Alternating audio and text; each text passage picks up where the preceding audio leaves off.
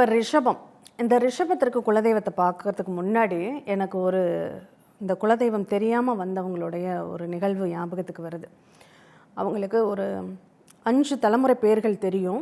ஆனால் குலதெய்வம் 2 தெய்வத்தை அவங்க கும்பிடுறாங்க. ஒன்று இந்த இடத்துல உள்ளதான் எங்கள் முன்னோர்கள் கும்பிட்டாங்க அப்படின்னு, இன்னொன்று எங்கள் தாத்தா இல்லை, எனக்கு இந்த தெய்வத்தை தான் எங்கள் தாத்தா சொன்னார் அப்படின்னு சொல்லி ஒரு 2 தெய்வத்தை சொல்கிறாங்க.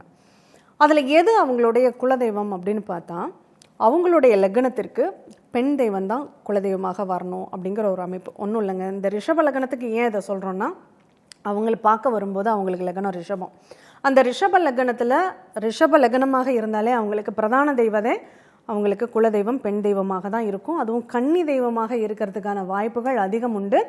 கன்னி தெய்வம் இல்லைனாலும் அவங்க கோவிலில் சப்த கன்னிமார் அப்படிங்கிறவங்க கட்டாயம் இருப்பாங்க.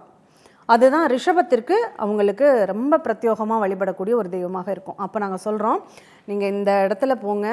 அதுவும் அவங்களுக்கு எங்கே இருக்குது அப்படின்னா, அது காட்டுப்பகுதி, ஒரு வனப்பகுதியில் தான் இருக்கும்.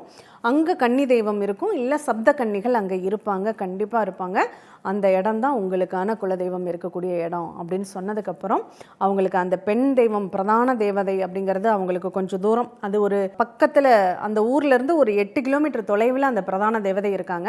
ஆனால் அதுக்கு முன்னாடி அவங்க முன்னோர்கள் வழிபட்டது அந்த ஆண் தெய்வ கோவிலில் இந்த சப்த கன்னிகளை வழிபட்டிருக்காங்க. இப்போ அங்கே உள்ள வழக்கமே காதோல கருகமணி வைத்து, பொறிகள் வாங்கி போட்டு, மல்லிகைப்பூ வாங்கி போட்டு, மஞ்சள் தூவி தான் அந்த சப்த கன்னிகளை அவங்க வழிபாடு பண்ணுறாங்க.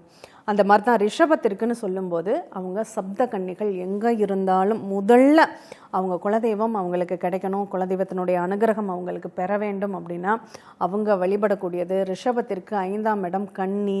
அப்போ கன்னிமார் அவங்களுக்கு கட்டாயம் குலதெய்வமாக இருப்பாங்க அப்படிங்கிறத நீங்கள் புரிஞ்சுக்கணும். அதில் நீங்கள் இதுவரையும் நாங்கள் கன்னிமாரை கும்பிட்டது இல்லை அப்படின்னா, தயவு செஞ்சு இனிமேலாவது கன்னிமார்களை கும்பிட்டுட்டு நீங்கள் உங்கள் குலதெய்வத்தை கும்பிடுங்க. கண்டிப்பாக உங்கள் குலதெய்வம் உங்கள் கூப்பிட்ட குரலுக்கு உதவி செய்யும், அனுகிரகம் செய்யும் அப்படின்னு சொல்லலாம். சரி, இப்போ ரிஷபத்தில் கார்த்திகை நட்சத்திரமாக இருக்கீங்கன்னு வச்சுக்கோங்க. இந்த கார்த்திகை நட்சத்திரத்திற்கு உங்களுடைய குலதெய்வம் ஆண் தெய்வமாக, பிரதான மூல தெய்வம் ஆண் தெய்வமாக இருக்கும். அதில் ஸ்பெசிஃபிக்காக இந்த பெண் தெய்வதைகள் கண்டிப்பாக இடம்பெற்றிருக்கும். அப்போ நீங்கள் அந்த பெண் தெய்வத்தை கும்பிட்டுட்டு அதுக்கப்புறம் ஆண் தெய்வத்தை கும்பிடும்போது உங்களுக்கு சிறப்பான பலன்களை தரும். இந்த ரிஷபத்தை கார்த்திகை நட்சத்திரத்தை பொறுத்தளவில் வீரன் அப்படிங்கிற சம்மந்தப்பட்ட பேர், வீரபத்ரன் அப்படிங்கிற சம்மந்தப்பட்ட பேர் வந்ததுன்னா அது ரொம்பவே உங்களுக்கு பலன் தரக்கூடிய ஒரு தெய்வமாக இருக்கும் அப்படின்னு சொல்லலாம்.